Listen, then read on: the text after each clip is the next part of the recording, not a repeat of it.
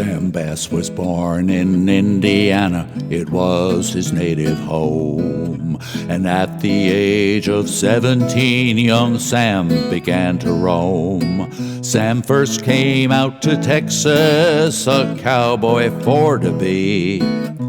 A kinder-hearted fella you seldom ever see. Sam Bass was born in Indiana on July 21, 1851. Bass left Lawrence County, Indiana in the fall of 1869 for St. Louis on a quest for adventure in the West. He worked odd jobs for several people, but the lure of adventure had not been satisfied. He went to Denton County, Texas, prior to 1874, where he teamed up with some hard cases, which contributed to his downfall into the criminal trade. Here he got the horse racing bug.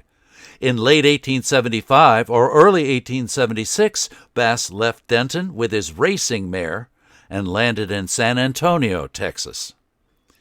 Sam tried life on the cattle trail and freighting, but nothing satisfied him mentally or filled his pocketbook.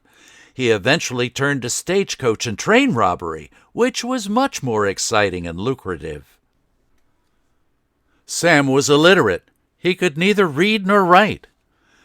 The gang held up a Union Pacific passenger train in Nebraska and stole $60,000 worth of new $20 gold pieces, along with an additional $1,300 and 4 gold watches from the passengers.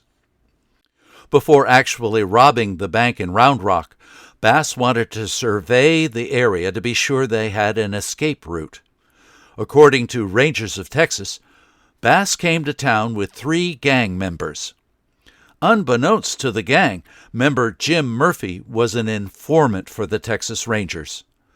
So when the gang rode into Round Rock, Commander Major John B. Jones had 3 Rangers, Dick Ware, Chris Connor, and George Harold, ready for whatever was to come.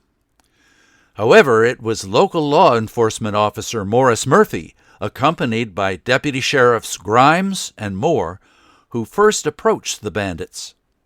A gunfight broke out with gang member Seaborn Barnes killing Grimes, Moore sustaining severe chest wounds, and Bass losing fingers from his right hand. As the gang fled, the Rangers appeared, killing Barnes and fatally wounding Bass with a shot to the spine. Gang member Frank Jackson rode out of town with a dying Bass, but ultimately had to leave him behind in the woods. The next day, Bass was found about 3 miles north of Round Rock. The doctor declared the wound was fatal. Bass was brought into town and died of his injuries on the following day, July 21st, his 27th birthday. He is buried in the Round Rock Cemetery near his pal Seaborn Barnes.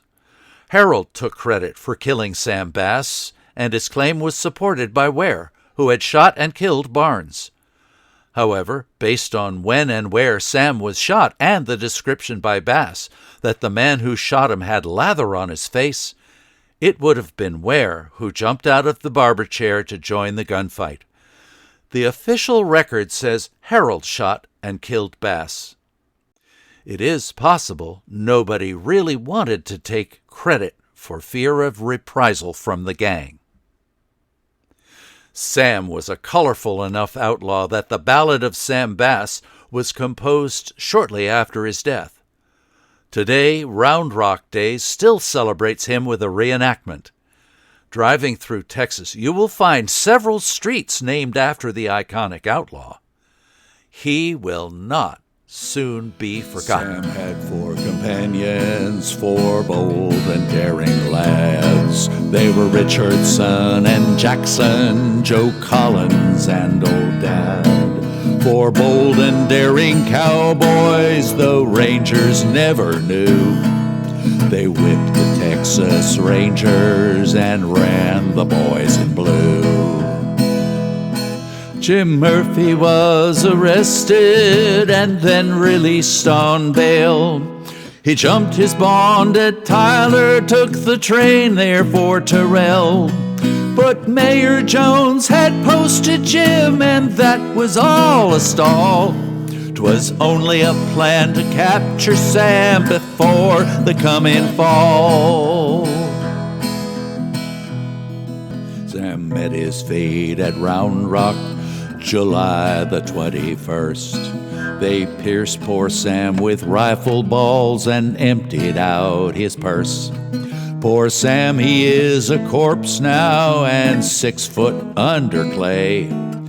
And Jackson's in the bushes, boys, he's trying to get away. So Jackson sold out Sam and Barnes and left their friends to mourn. Oh, what a scorching Jim will get when Gabriel blows his horn.